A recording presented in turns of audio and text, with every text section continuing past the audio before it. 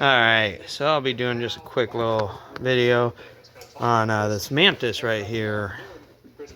I'll be taking off the carb, air filter, try to get this thing going. It hasn't ran for years.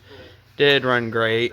It's a 7222 and then dash 0203, so is that 2003? Not quite for sure. Do have a new fuel tank coming if this one's leaky at all. I saw that is a common problem. These Mantises are great. Amazing little cultivators. I love it better than the Earthquakes, honestly.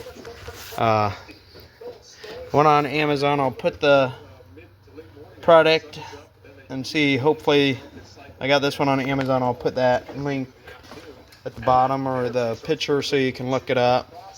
It's Poodle parts. Got the carburetor, some fuel lines, the air filter, new spark plug for this Mantis. These tines do come off. I'll probably take off these tines. They're going to be a pain to get off. So I don't know if I'll have that on the video. I guess there's only really one red on there. I'll still try to free these up and take them off. Still trying to get the Earthquake ones off and soaking them up.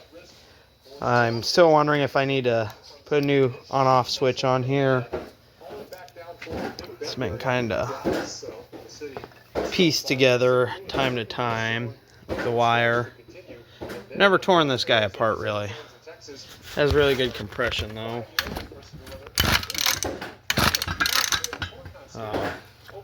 Sounds like the primer ball is still good on it. It's starting to crack kind of at the top there. So the new carb has new primer ball on it. Here's where we'll change the spark plug for this guy right here. Pull off this. Oh man, there's like a little spring in this one. Hopefully I can get that back. So I'll have a video on everything put together for you on this Mantis 7222-0203. These are notorious for being amazing quality. You can't get anything like this anymore, I don't think. So I'll do a little video on it and hopefully you guys like it. I didn't even.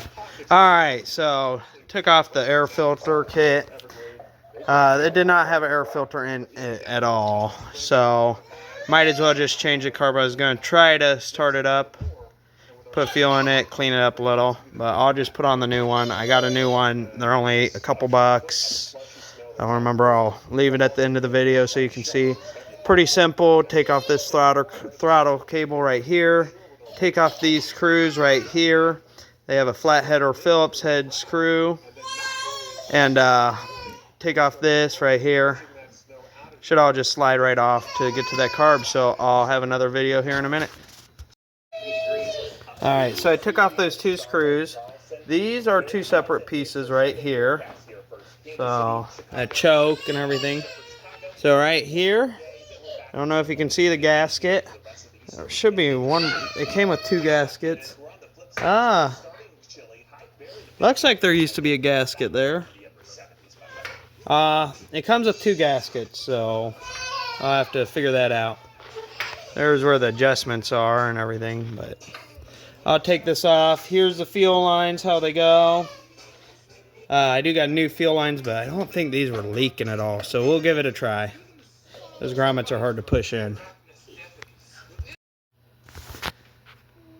Alright, so I took off the carburetor. Here's what it looks like. I got the gasket off. That was a pain. So the one with the 4 holes was the one that was right there. Then this. I broke one of the fuel lines. It's very, very brittle. I gotta replace them. So I'll pull out this grommet. Here is where the little air filter is right here. Here is the short clear line. And this is the one to the fuel filter. So this is what I got. Definitely a different style fuel filter than I've ever seen. But these are they're the opposite sides, but I think I'll make them work. Allergies are killing me. But I guess the biggest fight is always getting that grommet in, pushing it through. especially without breaking the lines.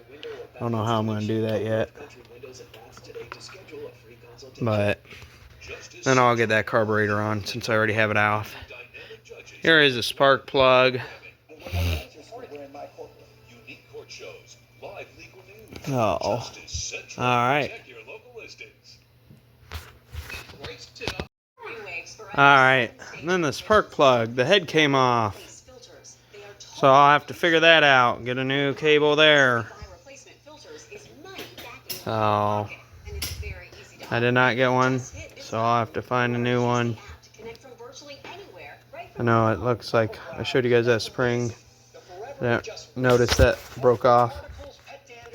But gotta figure that out too. Very old tiller, but want to get it going.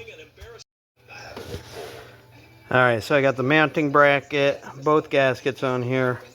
I'll mount it back up there and get that throttle cable on and go from there. So I just put them all together and then I'll slap them back on. Alright, so got the new carb on. Kind of a pain. I did have one of the hose lines stuck behind it. And then once I figured that out, got it. This pulls out to choke it.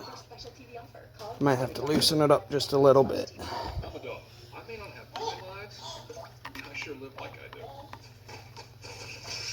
Thankfully, with my spot pet insurance plan, owners get up to 90% cash back.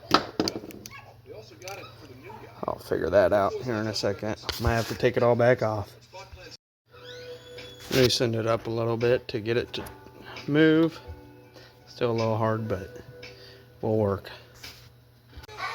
Alright, so I'll put that boot back on. I should just get a whole new wire. Boot came off. Looks like it's kind of chewed up. But here's a spark plug. Really not too bad. It's an NGK. I'll throw in this one that came into that hood L. It's a L7T. Same as Earthquake. I'll throw it in here.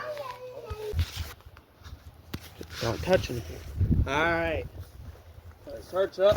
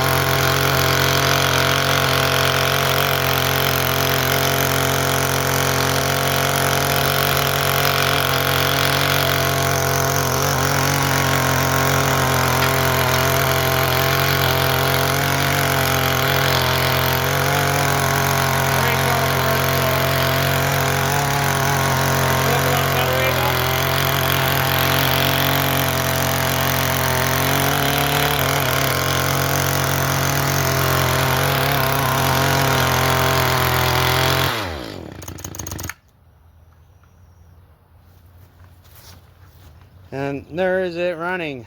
So the switch seems to work. Everything works great. That is that Mantis tiller, 7222. Smoking a little bit, but place the carb and everything fired up after a few pulls. Get the boot on there right. Nothing's leaking. You see I was pulling it back, kind of break up the roots. I forward to throw it. Works great. So after all these years, I'd definitely say Mantis is way better than Earthquake. Wish they still made these. They might even still make them. I haven't looked. See, you can buy used ones for like 400 bucks. Now, I'm gonna let my daughter try it, and you guys have a wonderful day.